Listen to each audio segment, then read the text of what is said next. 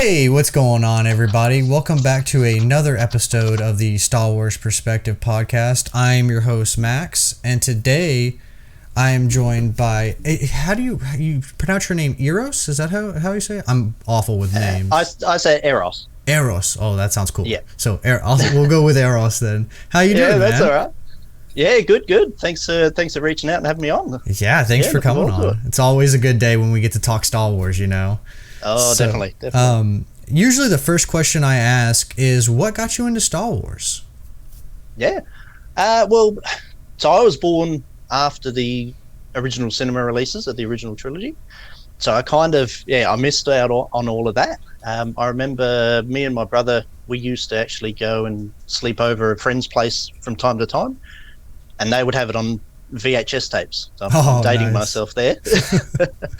And so when we would stay over for the night, they'd just chuck one of those on, and we'd sort of watch it until we sort of drifted off or whatever in the lounge room there. And so I think that's where it first started, and pretty much just grew from there. Right on. Yeah, I didn't. I also didn't see the original trilogy. I missed Phantom Menace, and then everything after Phantom Menace I saw. I was born in '95, so I still a little too young for Phantom Menace. But everything else I saw on theaters. I was trying to recall the other day. I can't remember if I actually saw Phantom Menace at the cinemas. I definitely saw Attack of the Clones and Revenge of the Sith. But I can't remember if I actually saw it in the cinema or not. But I do remember seeing the special editions that Lucas re-released, I think in '97. Right. Managed to see those at the cinemas. Back then. Wow, that must have been cool. That was pretty cool. But it was a little bit unexpected, like that. The Bantha. Was it the Bantha? Oh God, I can't think of the name. No, it's all good. It's all good. Yeah, I know he changed a lot of stuff. I never that's one of the bucket list things that I want to do is I've never seen like the original like cut of Star Wars, and it's definitely on my bucket list to sit down and watch. I haven't got a chance to do it yet, but I think that'd be really cool just to see like the unedited how he originally released it, you know. Yeah, see what it was and what the changes were afterwards. Yeah, definitely. So if you had to pick one thing from Star Wars, what would be your favorite thing? It could be music, it can be storytelling, it could be the armor, it can be the characters. What would your favorite thing be if you had to pick one? For me, probably the whole Clone Wars era. All the it's a broad scope, but all the ships, the characters, especially all the different clones, like all their different sort of personalities. Oh yeah. Different painted armor and everything like that, and that's basically what wanted me to cosplay as one of the clones, or possibly more in the future as well. Definitely. I'm working on Boba Fett right now. I just got all the files, and I'm trying to print off all the stuff from his the book of Boba Fett. I'm trying to get that armor because I like the black awesome. Underneath better than the tan. I think it's a lot better of an aesthetic. So that did look cool when they first showed that in Mandalorian. That was amazing. Yeah. That was really cool. Definitely. So what kind of got you into doing cosplay? So basically, off about 5-6 years ago, went to a local comic convention here in Adelaide, and saw the guys from the 501st there in their sort of costumes and everything like that. Saw a lot of other people in their costumes, other sort of different characters, anime characters, comic book characters. And from there I sort of had a look and went, oh wow, this looks amazing. I reckon this will be something I want to do. So I actually started off really basic, starting off with EVA foam and building a Red Hood character. Oh, okay. So I did a Red Hood mask, and it was really basic. Like it was just a chest armor with a jacket, some army pants, some sort of bulky sort of motorcycle boots, a couple of guns. I think I ordered online just some toy guns that I sort of painted up, and went from there, and with the intention of eventually one day sort of getting a kit from, say, like Imperial Surplus and building a proper kit and joining the 501st that way. And then I found out about 3D printers and skewed from there, and and currently building my fives at the moment. Nice. So is your fives completely 3D printed, or? Not entirely. So I don't know if you can see the chest in the background there. The pauldron is out of EVA foam. Okay. But so far, the rest of it is 3D printed. Yeah. That's awesome. That's awesome. Yeah, like I'm doing the Boba Fett right now, and I kind of dove into the world of 3D printing just wholeheartedly, and haven't looked back since. It's great fun, but it can be challenging at times too. Oh yeah, it can definitely be a pain in the ass, so to speak. That's right. Exactly. You definitely have to like tinkering, I would say, if you want to do 3D printing. What printers do you have? So I've got a artillery Sidewinder X1. I don't know if you can sort of see it there. Oh, cool. Yeah. That's awesome. I've just got the one. I think I'd be pushing it if I tried to convince the wife to get a second one. But yeah, so far it's been great. A lot of people sort of sometimes have bad experiences with them. I think that's all 3D printers in general, to be honest. Right. But yeah, I can't fault it at this stage. Definitely, yeah. You can. I have two right now, and one of the ones that I got had like a faulty bed on it. Sometimes you just kind of get a bad roll of the dice, and I think that can turn a lot of people off. A lot of people too think it's like it's just kind of like plug and play. Like you just plug in your printer and you're like ready to go. And like it's like the major misconception about 3D printing is that you can't do that. If you get lucky, sometimes you can, but most of the time you have to tweak it and stuff like that. You do, yeah, and just find it like learning about STL files and then just slicing programs and things like that. And and ArmorSmith and all of those sort of programs. Yeah, it's definitely a learning curve. Yeah, I'm still trying to get the hang of ArmorSmith because I'm kind of stepping off into the world of cosplay like now. And ArmorSmith is definitely it's pretty tricky. It's pretty tricky to get the hang of. Oh, it is. It is a little bit. Yeah, sometimes I sort of like I'm redoing Fives as hand plates at the moment. And I put it on the dummy on ArmorSmith, kind of sized it up, and then I just went, I'll wing it for the size and just see what happens. Yeah, I did that for I have to actually reprint the Boba Fett's like knee plates. His little knee plates, they hug my knee so much, and I'm just like, I feel like if I bend my knee, it's just gonna snap. So I'm gonna have to snap in half. Yeah. Luckily, they're not too bad. I think they were like 8-hour prints or something like that, so it's nothing too crazy. But that's not too bad. Yeah, no, that's good. Yeah, but his helmet though, I'm glad his helmet went smooth because it took 5 days to print his helmet, and I was just like, oh, dude. The helmet, the helmets are probably the most rewarding piece though once you get that done. For sure. You like put it on, you're just like, I'm so cool right now. Yeah. But what would you say, let's go into your movie rankings. Now you don't have to put them in any particular order, but just maybe when you're listing them, just maybe mention one thing that you really enjoy about each movie. And we can go from there. You can include Solo and Rogue One if you want to, and if you don't want to, you don't have to include those. Those are kind of just gambles for me, like little extras if you want to. Yeah. No, that's cool. So for me, probably a top would have been Empire Strikes Back. Oh yeah, that's a great one. Absolutely loved the Battle of Hoth when I first saw that, and the AT-ATs particularly. Yeah, they were amazing. Just sort of seeing them coming along, giant thuds and stuff like that. Just dum.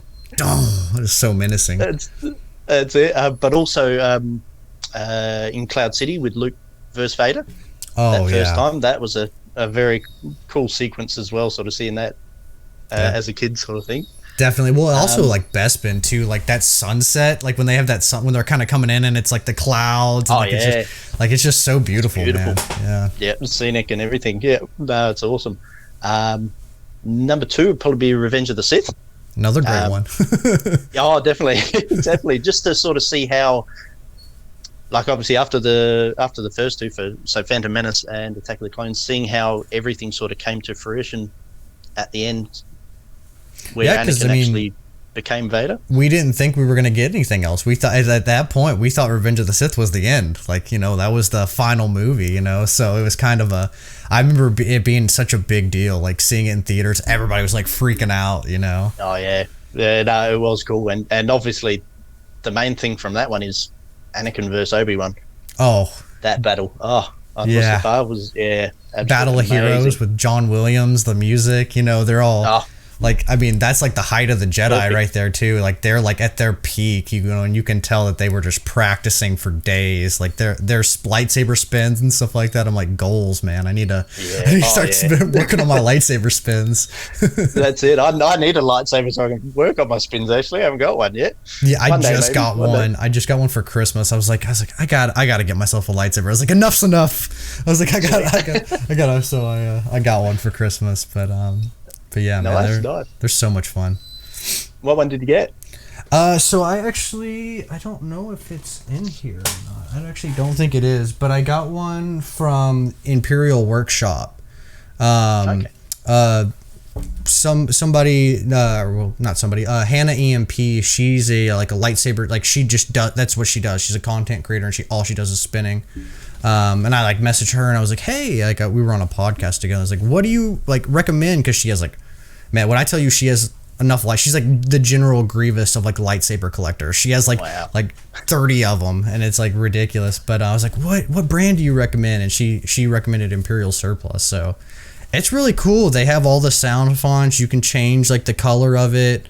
When you twist the saber, it turns off and on, so you don't have to hit the button. You can just twist it, and it'll lift up and down. And honestly, for the price, I thought it was a great value. I think I spent $100 and I want to say 50 to 107. I think maybe with tax and shipping and everything, it was 170.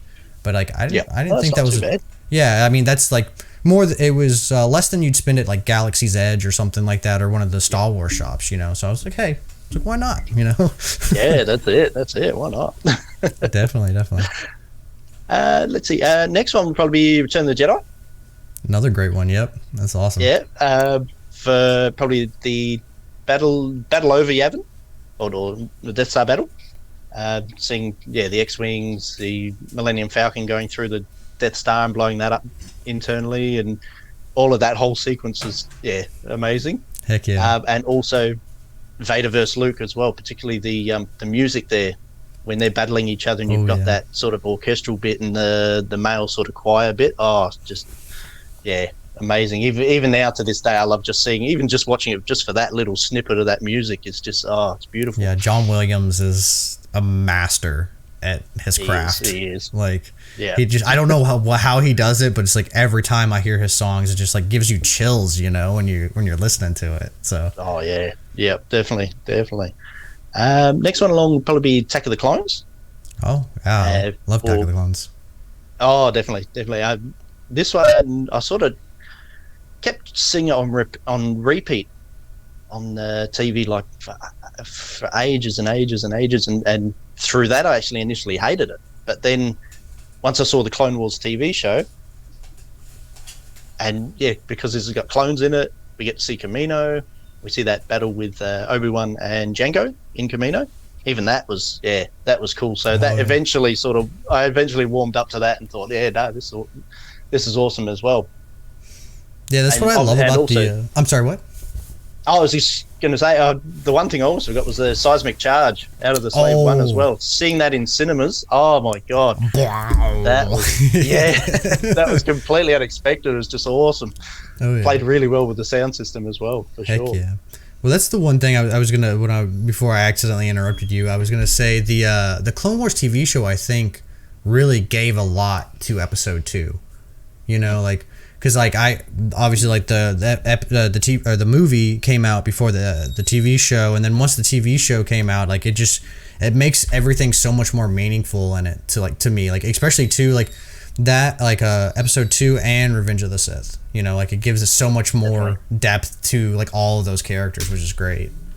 Oh, definitely, yeah, and gives us that sort of backstory in between, or that story in between the both of them. And that's probably what sort of warmed me up to Attack of the Clones a bit more than initially sort of seeing it, for sure. Definitely. Next one in the list would probably be Phantom Menace. Number one, Maul. Seeing Maul for the first time was just seeing him come out of those sort of sliding doors was just amazing. But then also we got to see Jedi like in their prime, apart from seeing Luke learning, seeing Yoda teaching him, and seeing Obi-Wan sort of past his sort of prime, seeing new Jedi in their prime to begin with, it was very cool as well. Definitely, yeah, I agree. After that, it's probably New Hope. So the whole scene with Solo in the cantina, that was just dripping cool. With awesomeness. Yeah, seeing how much swagger he's got. Oh yeah. That was awesome. But also the Battle of Yavin too. That was very cool. Also seeing the X-wings and everything attacking the Death Star. Super intense, like especially like if you're watching it for the first time, it's a really intense moment because it's like basically it's counting down to like the planet's destruction, and then you got the trench run, so you're just kind of sitting on the edge of your seat like, oh man, this is like getting intense, you know? Yeah, oh definitely. It's like, are they going to get them in time or not, sort of thing. So no, that was really cool as well. I probably put Rogue One next. It was a cool story. I don't know, being an older sort of Star Wars fan, I'm still warming to it at the moment. But the scene with Vader at the end, and also seeing Leia at the end, was pretty cool also. But then also, I love the chemistry that Chirrut and Baze had amongst themselves as well. Yeah. Chirrut's like one, like out of like that for that show, I think he's probably my favorite character. When he's like beating the crap out of all those stormtroopers on Jeddah, I was just like, oh man, I was like, I live for this stuff. This is great. Definitely. Yeah, no, it was there. That was a cool scene too. Yeah, definitely. And also having him not so much as a Jedi, but as like a Force sensitive sort of was. I thought that was cool. Interesting. Because we've never seen that really before. Like we've never seen we've always seen you either like have the Force or you don't have the Force. There's not kind of like that in between where it's like no in between. The Force flows through you, but you can't really use it. You know what I'm saying? Like I thought that was really cool too. I agree. Yeah. No, that was awesome. Let's see. So then the sequels sort of come a bit sort of after that for me. Probably Rise of Skywalker was probably the next one. Again, purely for nostalgic reasons, it was cool to see Lando again and Wedge at the end there. Oh yeah. So that was cool in that sort of battle there, especially when like all the ships just sort of show up. Oh yeah, it's like sheer number of them. Fleet. Yeah, it's just like whoa, like far out. So that was very cool, that sort of part. The rest of it, it wasn't so bad. I didn't understand why they had Rey and Ben sort of kiss at the end. I almost feel like it could have done without that. Maybe it was a bit sort of on the nose. To me, I thought it was kind of like appeasing the fans because I think there was a decent part of the fandom that kind of wanted that, and to me, it felt like they were like, I didn't really mind. I was kind of neutral with it. Like I wasn't really for it or against it. But I think it was really to appease a lot of the people who are really, because like there's a lot of people who shipped them like really hard and like they wanted them to like be together. So I think they were doing that to like appease kind of like happy. They wanted to like, I think since The Last Jedi was kind of a very like, whether you love the movie or you hate the movie, it's a very defensive movie. It kind of like split the fandom. I think they were trying to, with Rise of Skywalker, kind of mend that by appeasing both sides of the fandom and try to bring them back together. And I think that's kind of why we got some of those scenes. And that's at least that's what I think. Who knows for sure? Because none of us are sitting in there directing it with everybody who's doing it. But no, that's it. Well, that's the beauty of it, though, isn't it? We're all entitled to our opinions of what we think.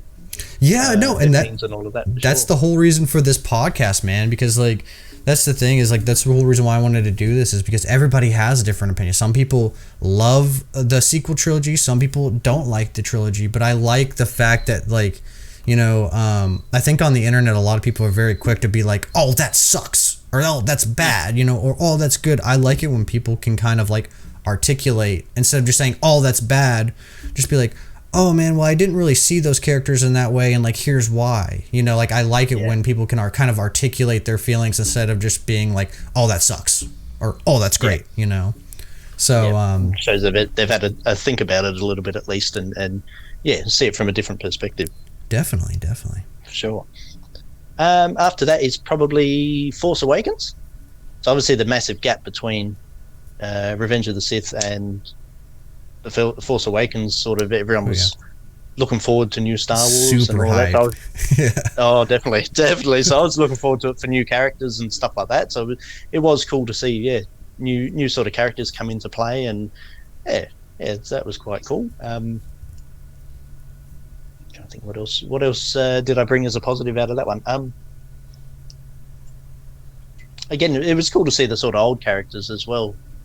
Yeah, they brought back a lot of the old characters for sure. I was really hoping that was like because I actually was a really big fan of Force Awakens. I just wanted Luke to be the one that, like, at the end when she grabs the lightsaber out of like the snow, I was really hoping that scene was going to be Luke grab the lightsaber. Yeah, that would have been amazing. And that would have been so cool. That was really my only like major critique, is just like, I wanted to see Luke just go crazy on Kylo, and then but no, I think it was good. I think a lot of people's critique on that one was it was kind of similar to A New Hope, in the sense of like the destruction at the end and stuff like that. But honestly, I mean, I think it was cool. Like you said, you know, they introduced a whole bunch of new characters. I'm trying to think when Force Awakens came out. I think it was like 2000, like I want to say like 14.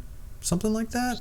Something like that. I think so. Yeah. Around that ballpark. So, I mean, and then Revenge of the Sith came out in 2005. So that's a pretty big gap. I don't think it's as big of a gap from like Return of the Jedi to Phantom Menace, but we still had to wait quite a bit, you know, for that. We did, yeah. Had to wait a long time. Thank God for Clone Wars in between. And right. That's what I'm saying. And then probably the last one there would have probably been The Last Jedi. So I know a lot of people sort of knocked that one but it was great seeing classic sort of Yoda puppet sort of being used in that film. That was amazing. I thought that didn't expect to see him. Yeah, I thought that was so cool. That was one thing that I really praise the sequel trilogy for, is them bringing back all like the robotic and kind of like animatronic animals instead of doing everything CGI. That was really my biggest harsh with the prequels. Like, I understand why George did it the way that he did it, because he wanted to push his technologies at ILM and things like that. Yep. But man, that's like classic Star Wars, is when you get all those animatronics and puppets and stuff like that. It just kind of takes you further into the world. Oh yeah, for sure. And seeing sort of Luke interact with Yoda there again was that was amazing. That was really cool about that one. And then also is it Crate, the planet at the end?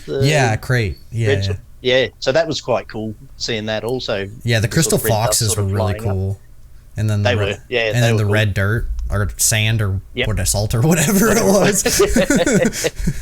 Yeah, that's it. But also Luke's standoff in front of the walkers there as well. That was that was very cool. It's just I was a bit sort of disappointed that they sort of killed him off using that sort of thing. I'm like, I thought it was cool because first off, like, that's a force power we have like never seen in the galaxy at all. And I really think it should, because that was my biggest problem. I didn't really so much mind The Last Jedi, but Luke was personally my favorite character out of like all of Star Wars, and I didn't really like how they portrayed him.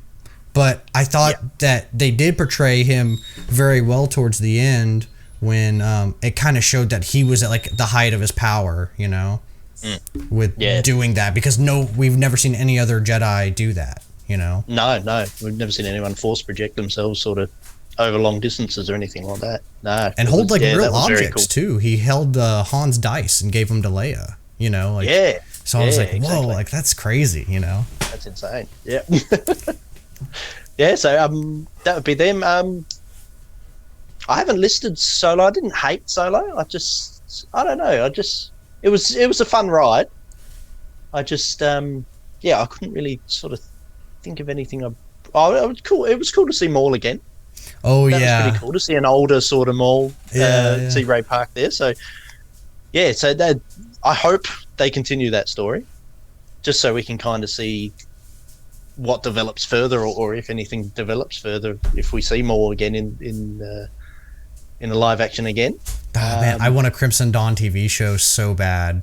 I think like him and cool. Kira could like hold their own show perfectly, and then sprinkle in like Han and Chewie and stuff like that into it. And I think that would be so cool.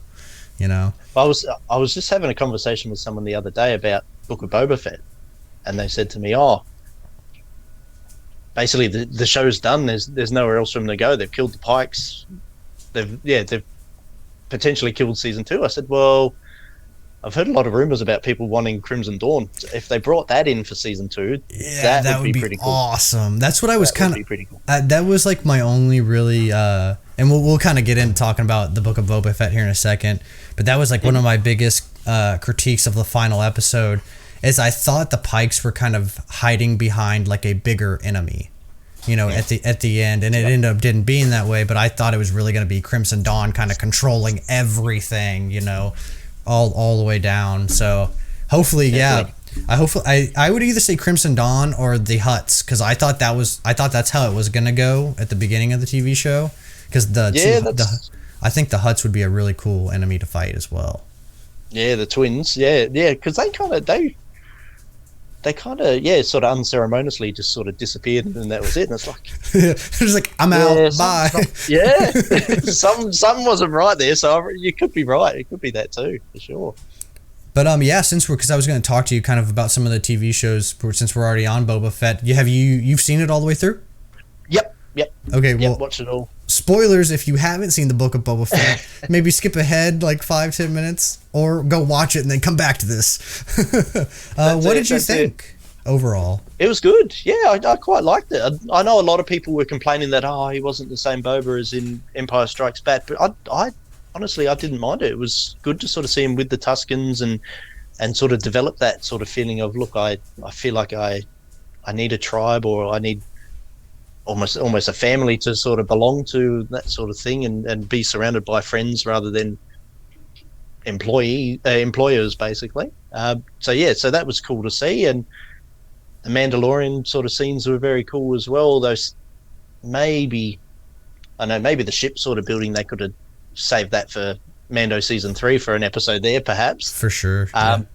But it was cool to see the N1 starfighter. That was I felt like they're awesome. Really like while I love both of those because it kind of like 2 episodes without Boba. While I loved both of those, I kind of wish that they were in Mando, because it kind of felt like Mando season 3 for both of the. It did a bit, you know? Which it's hard for me to say because like I loved those episodes. They were great. They gave us so much stuff, but I really thought those episodes, they were really being like, hey, prequels fans, we haven't forgotten about you. You guys are still there. You know, they were giving us a lot of prequel stuff, you know. Oh, yeah. And even like things like the scene where Ahsoka and Luke were interacting, or talking to each other. It's like, that's so cool. When she goes, you're just like your father. I was like, exactly. Like, don't make me start crying. Yeah, so that was cool too. And the ending, just like the Rancor through the town there, that was very cool. Those massive droids at the end, as soon as I saw them and they put up their shields, I went, it's like a super droidica or something like that. It's like, oh my god, droidicas on steroids. Exactly right. But that was just insane. I think that's cool. I think that's besides like the Trade Federation, we haven't really seen like an extensive like droid like army or something like that, so to speak. And it's crazy. We have a little bit in Clone Wars, but there's a lot of different like droid companies and droid makers out there, like in the Star Wars universe, that's not really shown. And I like that they kind of showed us different stuff, that like the Pikes have different types of droids. And I'm sure if like we saw like Crimson Dawn or like the Black Sun, they would have different droids too. You know, I think it's really cool that we got to see different types of stuff, and then the Rancor just coming in and kind of like Mortal Kombating the droids and like, you know, like that was cool, just sort of seeing him slam it into the wall. yeah, I thought that was really cool. Oh, and of course Cad Bane as well. Oh yeah. I thought seeing him walk in from the desert is just like I was on the edge of my seat, just going, no, surely not. It's not who I think it is. Yeah. And then just to see him, it's just very cool. Yeah, my only critique with Cad Bane is, man, I want his giant hat, dude. He had a giant hat in Clone Wars, and then I think it was in the Rako Hard where Obi-Wan goes as like Rako Hardeen. I think he gets a smaller hat, and they kept that. And I'm just like, stop, go back. we want the giant hat. We don't want tiny hat Cad Bane. That's it. Yeah, they got to nerf the hat, didn't they? Yeah, but I mean, honestly, as far as like his looks, I'm glad they didn't go CGI with it, and like while it wasn't perfect, I thought it was great. I thought they really nailed his cosplay, or not cosplay, his costume. Yeah, no, it was cool. I kind of, like, the first time I saw him, I went, oh, something's a bit off, but I think it grew on me the more I saw it. Definitely. Yeah, I think it's the nose, and it's like this area that's a little off. Yeah. Like in most of like the Duros, their like mouth is like, instead of it being here, it's kind of like down here. But you don't have humans that are kind of like that unless you find like somebody who has like a really long face. But then you're gonna have to find somebody and cast that's a pain in the butt. So, but yeah, I thought it was really cool. It was cool. Yeah. That was awesome. Yeah. What did you think of the fight between Boba and Cad, like at the very end? That was pretty cool, actually. It was good to sort of, like, when he had Boba on the floor, and then to have Boba then sort of come back with the gaffy stick.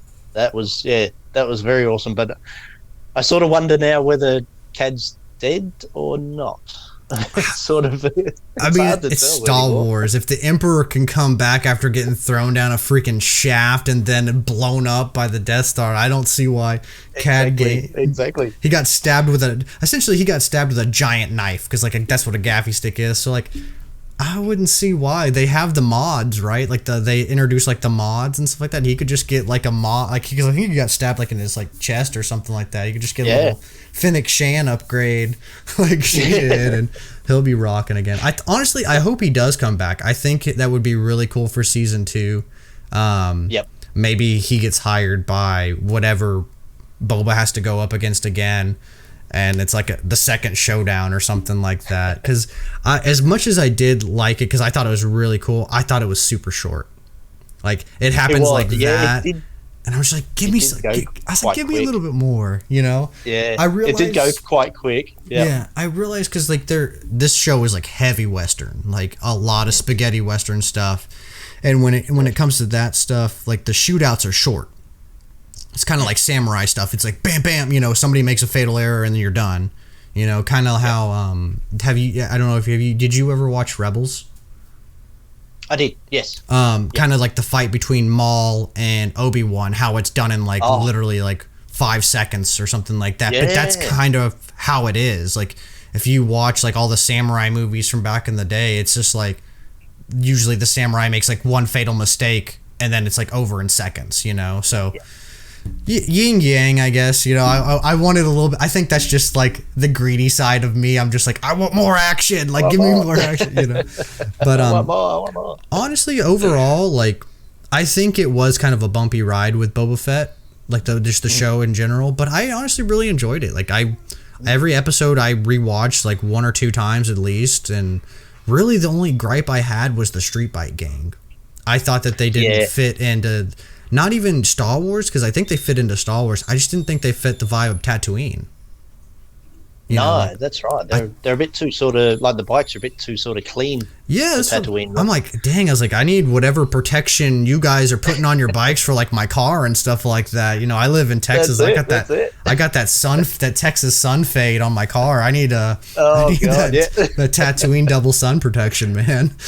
Exactly. Like, even just like a little bit of weathering on it and stuff, and showing like the paint come off and maybe like a bit of sand chucked on it.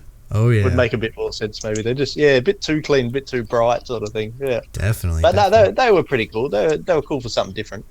Yeah, I mean, it definitely was. To me, they really seemed like they were Coruscant. Like, it gave me Coruscant vibes. Like, that's what you would see on the streets. But yeah, like I said, you know, that's the great thing about Star Wars is there's so much Star Wars that you don't have to love everything. You know. Sure. And that's the thing that I thought, you know, like, while I didn't really care for the biker gang, I loved the rest of the show. So like, is it really that big of a deal for me? And to me, it's not. So yeah, that's right. But being a Clone Wars fan, what did you think? It's been a minute since we've got Bad Batch, but what did you think of Bad Batch? Yeah, that was cool. Yeah, I liked it. I kind of being a Fives fan, when they brought Echo back, and particularly the episode about the chips, I just kind of wished that Echo had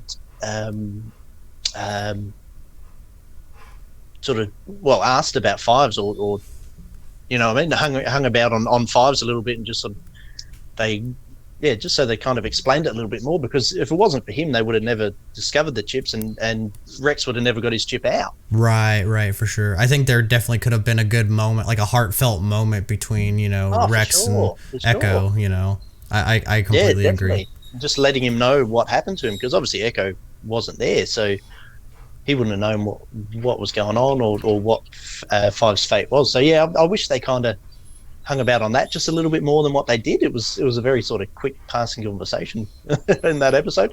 But yeah, no, the rest of the season was cool. It was cool to see him sort of running around, and Hauser was awesome. Oh yeah, like another new sort of clone there. Yeah. But yeah, no, it was very cool. But the destruction of Kamino was man, that was sad to sort of see. It's like, oh no, those like 5 shots where it just shows I think it shows like the eatery, like where they're sleeping, and like where the tubes are and stuff. Like it's like a couple of shots with just some like really mellow music, and I'm just like, why are you doing this to me, man? Like, it was just like, my heart's right not ready in the feels.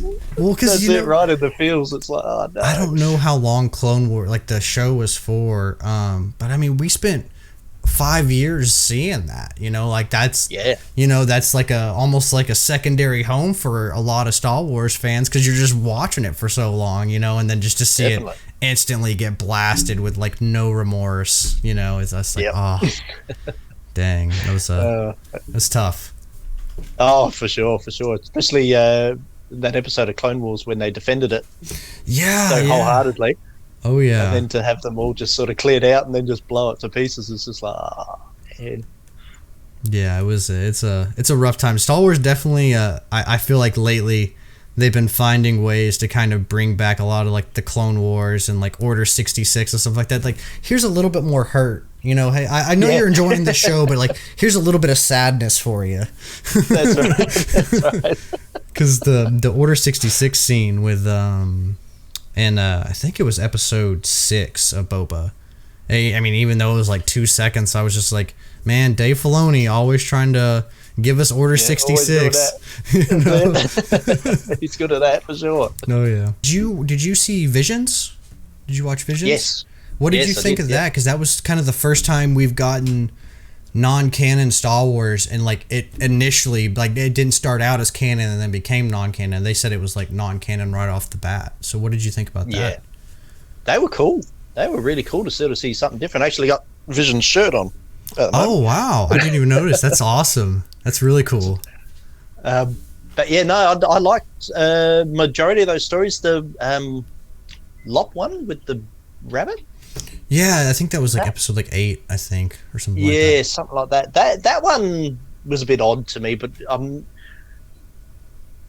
I like a few sort of anime sort of shows here and there. So like, I remember growing up with the Neon Genesis Evangelion. Oh yeah, I have. It's on my list. I just got into anime, so those are on my list to watch. It's awesome. The whole lead up to the end was cool. The end just is super confusing. I still to this day don't understand the ending. I hear a lot of people say that. Subsequent movies. Yeah, I hear a lot of extra people. Movies for sure. But the action sequences in it and the giant sort of fighting sort of Avas in that, very cool. So that one kind of, I don't know, that one fell a bit short with me, but the rest of them were really cool. Like the first one, can't remember what the name of it was. With the the Sith hunter or whatever, the Sith guy. I think that's what it was. Yeah, and then he sort of like pulls out his lightsaber and the character goes, "Wait, your saber's sort of red." Yeah, that was quite intriguing, quite interesting. That one, I'm like, oh, hang on, geez, that's odd. So that was a cool story. Definitely. The rest of them were really cool stories as well. Definitely.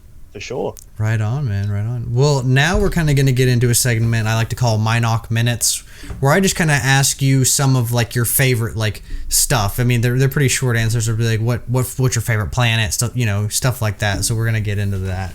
And all good. The first question that I always ask: if you were to be anybody in the Star Wars universe, who would you be? Would you be a clone trooper? Would you be a Jedi? Would you be a Mandalorian? Would you be a Sith? Who would you be? Ooh. I'd love to say clone trooper, but I reckon I wouldn't last very long. Yeah, they don't have a long life expectancy for sure. No, they don't. I reckon I'd be one of the first ones that run into battle and gets buddy nerfed straight away, or even one of the ones that runs up to one of the droids and punches him and then gets shot like point blank straight away. Yeah. Alternative to that, maybe even like a weapons manufacturer or a pod race builder. That would be cool. That would be sick. Building pod races would be awesome. You're the first person to mention that, and I never even thought of it. Usually somebody goes like, "Oh, I want to be a Jedi," but like that is cool, man. I would create like I really want a pod racing like show or video game or something like that where you follow like the pod racing scene of like all the planets and stuff like that. I think that'd be kind of cool for sure. Like the Formula One season or something like that. Yeah. Just follow the pod racing season everywhere. Heck yeah, I think that would be super cool, and you could show like the competitiveness of all the drivers and stuff like that, and all the mods that they do. That'd be really cool. Well, right on. If you had to pick a Jedi Master or a Sith Master, who would you want to be trained by? Probably Kit Fisto, I reckon. Yo, Kit Fisto's clutch, especially in the Clone Wars. He was fighting cool. Grievous. Like, he was awesome in the Clone Wars. It was sort of sad to sort of see him sort of killed off so easily in Revenge of the Sith, and then sort of see how cool he was in the Clone Wars series afterwards. For sure. Like, man. I think it just shows how powerful Palpatine was, that he could just like really like wreck those guys like instantly. He was just like, Kit Fisto was a top Jedi, but it was just Palpatine was just on a whole nother like hemisphere from all of them, Even Windu was struggling with him, Yeah, true. So if you had to if you had to build your own lightsaber, what type of lightsaber would you have? Whether it be double blade, like dual, single, and then what color would it be? I reckon it'd have to be bright orange. Ooh, I love the color orange. So nice. Yeah, that'd be cool. Bright orange for sure. Yeah. And maybe probably dual blades.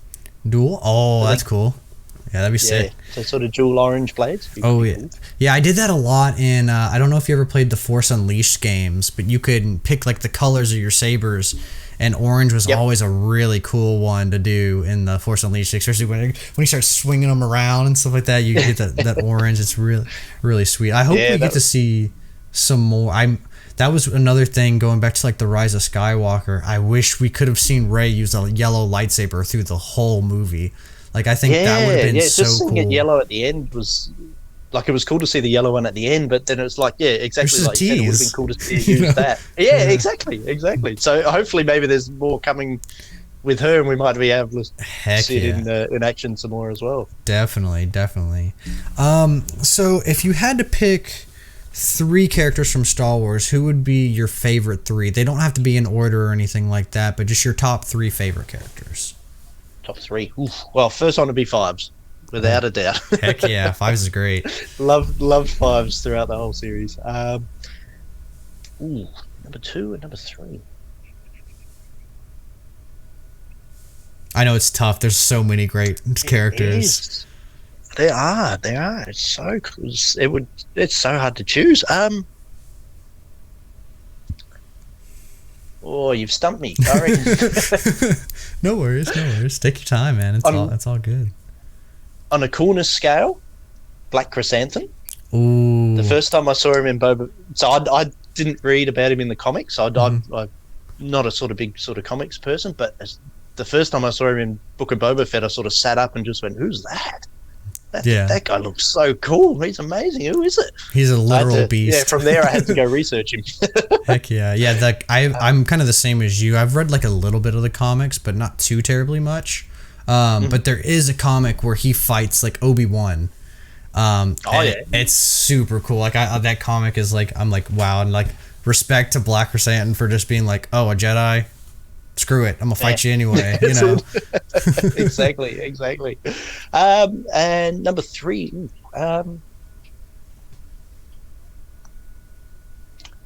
Too hard to pick. Well, we can circle back around if you want to. Yeah, I'll probably say Mando.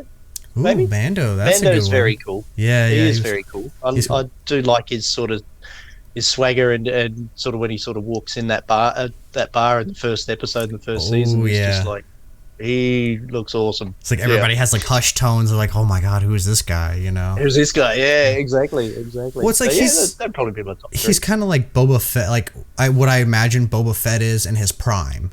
You know, like, but we see kind of an older Boba Fett in this show. But Dan is kind of like how I imagine Boba when he was younger. You know, it's just like ruthless, and it's just like, this is how it's going to be. We can either do this the easy way or we can do this the hard way. But either way, it's going to come out the way I want it to. You know. Yeah, exactly. If you had to bring one force power into real life, what force power would you bring into real life? That's a good one too. Yeah. Because I always say force lightning, but like it's not practical. Like you can't do anything with force lightning. Like what are you gonna do? Like I don't know, like charge your phone faster or something. I don't know. You know, give the car a jump start when it's dead. Right. Maybe force healing. Oh, that would be cool. Maybe. Yeah, heal all your wounds. Cool. So in case you sort of slice your leg open on something, just sort of use the force, heal yourself, and off you go again. Oh yeah, you probably make some money with that. Be like a spiritual healer or something like that. But you know, you have the force. That'd be. Yeah, that's right. Maybe force healing, perhaps. Yeah, that'd be sick. Do you have a favorite musical score? Yeah, so probably the original sort of Twin Suns. Oh yeah. Or Luke's theme there. Yeah, 100%. Right sort on. Of standing in front of the sort of sunset there in A New Hope. Sunset or something. Cool. Yeah. So you. But then. No, I'm sorry. I was just going to say, but then also Across the Stars as well. Oh, man. Anakin and Padme's theme. That was very cool also. Talking about bringing tears to my eyes, man. Anytime that happens, it just makes me, I don't know what it is about it. It just makes me emotional, you know? It definitely. Sells those scenes. It's a good piece. Oh, yeah. It's a good piece for sure. So I know, I would imagine your favorite clones is fives, right? Because that's what it says you're building. Is he your favorite armor set, or do you have a favorite type of like clone armor? Probably, yeah. So the ARC Trooper, I reckon, looks cool with like the pauldron and the camera on. Just looks like a cool sort of getup, but probably not too practical either. Yeah, probably not. I like the I don't know, would it be called a skirt? It's like a skirt, but it's not. Like they have like the cloth that kind of hangs down. The camo. Yeah. I really like that. I thought that was a really cool like way that they added that in there. It was very almost medieval style, you know, but futuristic. A bit, So sort of like medieval sort of spats and stuff like that. Yeah, exactly. But so maybe the ARC Trooper armor, but then I do like the Clone Commando armor as well. Ooh, like we saw with Gregor when we first saw him in his armor. It's just like, that looks so cool. Yeah. Heck yeah. Definitely. Yeah, I want to build. I like Hunter's armor because it's kind of like a play on the Commando. Mm-hmm. It's like not exactly Commando, but it's he's definitely one of my future builds that I want to do because he just looks so cool. He is cool. Yeah. So this is kind of a two-parter question. What would be your favorite planet in Star Wars? And then what planet would you want to live on if you were in Star Wars? Okay. So favorite, I think it was a little bit obvious. Probably Camino. Yeah, for sure. Just purely because I love it when it rains, but I think living there all the time, it might get a bit tiresome. Yeah, for sure. For where wanting to live, probably either Naboo Ooh, that would be a good purely one. For scenic value. Yeah, Like just aesthetically. the scenery when they sort of just had those sort of shots coming across the palace and that looked amazing. Oh yeah, with the But waterfalls then, and all that. Heck yeah. yeah, exactly. But then also for that same reason, probably. Oh, what was I had this in my head the other day? So just trying to think. Kashyyyk as well for that same sort of scenic Ooh. appeal as well. Yeah, very foresty, giant trees, and then I could never tell is that like when they're fighting, it kind of looks like a lake area, but I don't know if that's like kind of like an ocean that has kind of like a low thing, or if it's like a lake. You know, I could never tell. It's hard to tell. But if it was an ocean, I think that'd be kind of cool with the forest and then the ocean right by it and stuff like that. That'd be pretty sick. That would be cool. Yeah, for sure. And then the final question that I'm going to ask you for my knock minutes is: do you have a favorite Star Wars creature? Favorite creature? Mm-hmm. Yeah.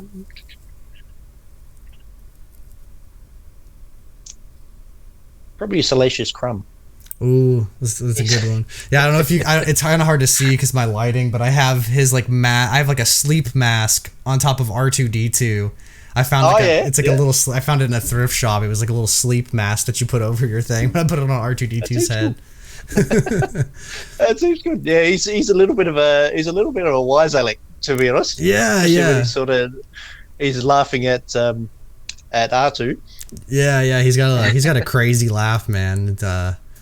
It's pretty funny. But he does. To wrap up kind of this podcast, usually I ask, like, my last two questions is like, what shows are you looking forward to the most that have been announced so far? Yep. Definitely Kenobi. Oh yeah. Kenobi's I think everyone's hanging out for Kenobi. Oh yeah. Well, we just got a release date for it too, the 25th. I'm super excited looking forward to that now. But then also Ahsoka and Andor. I reckon they'll be quite interesting. Be good to see where they sort of go. A lot of people are sort of thinking that we'll see a lot of Rebels sort of characters in Ahsoka there. I think they announce that the actor from Aladdin was going to be Ezra in that. Yeah, I think that's. I don't know if it's confirmed or not, but I think that's what the rumor going around is. And then they cast Sabine already. Which I don't know who that chick is. Apparently she's been in a couple of things, but and then they just announced. I don't know if you've ever seen Scott Pilgrim versus the World, but the main chick in Scott Pilgrim, she just got casted as a character in Ahsoka too, but we don't know what that is. That was a cool movie. Oh yeah, Scott Pilgrim vs. the World was amazing. Yeah, it has a lot. I really like the style of it. It's very stylized in the way that the film is. Very sort of video game sort of style. It was very cool. Very cool. And then my final question to you is: if Lucasfilm called you up and was like, "Hey, we need an idea. It can be a book, it can be a video game, it can be a movie, it can be whatever you want to, but we need an idea that comes from you," what would you pitch them? Completely original, or something that's been it doesn't have to be original. It can be like, oh, you want like a Vader film or something, or a Vader book or something, it can be along the lines of that as well. Yep. So I normally cop a lot of heat about this with my friends, but I'd love to see a live action Shadows of the Empire film. Ooh, that would be cool. I remember playing that on Nintendo 64 and just thinking, this is awesome. And I think I also read the book back when that came out as well, and that'd be cool for them to turn into live action. But then also, since sort of having Book of Boba Fett, maybe like a Django origin story sort of film or TV series. That would be cool. How he went from a foundling to sort of being a bounty hunter, how he got his armor, where he got that from. Definitely. All of that sort of background. That would be cool. They can definitely, if they can pull off Luke, I don't know why they wouldn't be able to pull off like a young Tamora Morrison, Yeah. Just have somebody kind of, maybe one of the, I don't know how those guys look now, but there's like Daniel Logan who played like young Boba, and then there's like a middle guy who played like the intermediate clone. Like I don't know what he looks like now, but maybe they could just like deep fake it on him or something like that, and he could play, you know, like a maybe not a middle-aged Jango, but like a younger, you know, in his like 30s Jango or something. Like I don't know when he died, like how old he was, but yeah, that'd be sick. Would you want those to be TV shows, or would you want those to be movies? Shadows of the Empire, I reckon, would work well as a movie. But the Django thing could be either or. It'd probably work out better as a TV series, I reckon, the Django origin, I reckon. Yeah, you could definitely flush out a character a lot better in a TV show than you can a movie, for sure. But yeah, that'd be cool. Definitely. That'd be cool. I think a lot of Clone Wars fans would be super hyped for that. For sure, definitely. So, well, I think that's all the questions I have for you. I want to say thank you again for taking the time to like come on this podcast and talk Star Wars with me. Is there anything? Thanks for having me. Yeah, of course. Is there anything you would like to plug for the fans? No, I've just my Instagram page, which is just Rota S5, ROTA S5. Okay, yeah, I'll have that down below as well. Yeah, no, that's cool. So that's just got really just my progress on how I'm going with my 5s build. Oh yeah, it looks cool. I just started following you, but I've been looking at all your stuff because I'm kind of doing the same thing, but with Boba Fett. So I'm like, oh, how you doing all this stuff and looking at it and checking it out. It's really cool, man. No, thank you. But yeah, no, if you need any questions answered, yeah, just hit us up and be happy to sort of help where I can. Heck yeah, for sure. Yeah. But yeah, thanks again for having me as well. Awesome. Well, thank you guys if you guys have made it this far in this video, and as always, may the Force be with you.